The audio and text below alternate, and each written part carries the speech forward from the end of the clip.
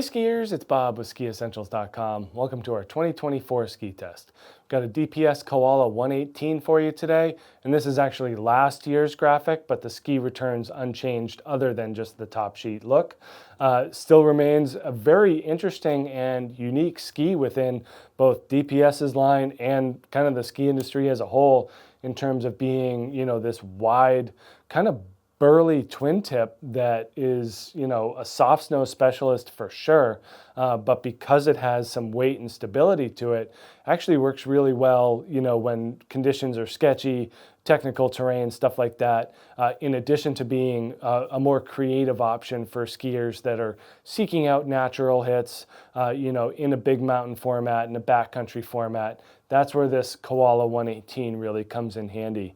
It's super wide. DPS is known for having, very progressive and even sometimes aggressive shapes and profiles, and that certainly carries through and is fair to say about this Koala 118, making it a very unique and interesting ski within DPS's realm.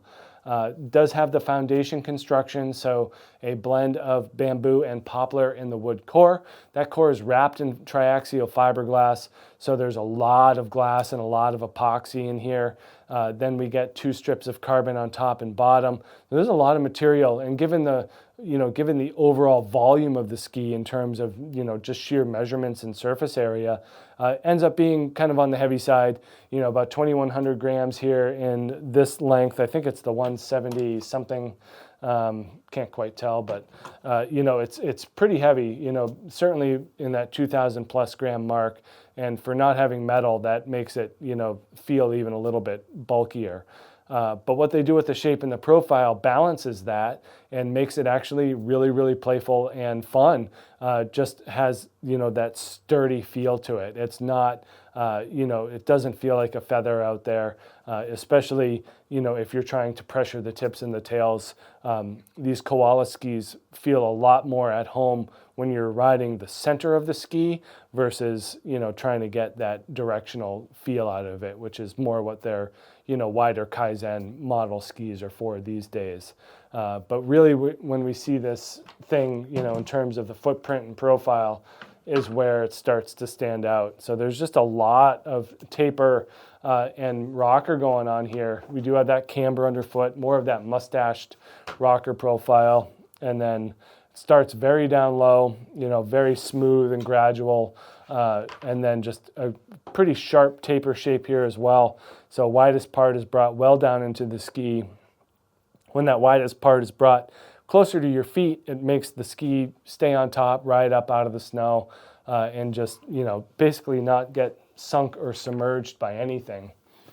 And then in the tail, kind of that same theory.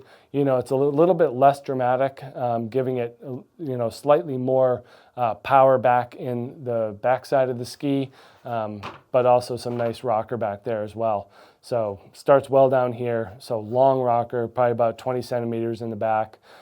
Really makes this thing just stay very well centered. Because it's sturdy, you can ski it in the middle. Other skis of this width that are lighter or more flexible, that can kind of be a challenge to stay in the middle of the ski because it wants to waver. But because this thing is pretty strong, you can ski it centrally and access the playfulness of the shape and the tips and the tails. And that's really where this thing excels. So get it in deep snow, stay in the middle, and it's a very unique and satisfying ski experience. Make sure you check out this DPS Koala 118 here at SkiEssentials.com, and we'll see you out there on the hill. Bye.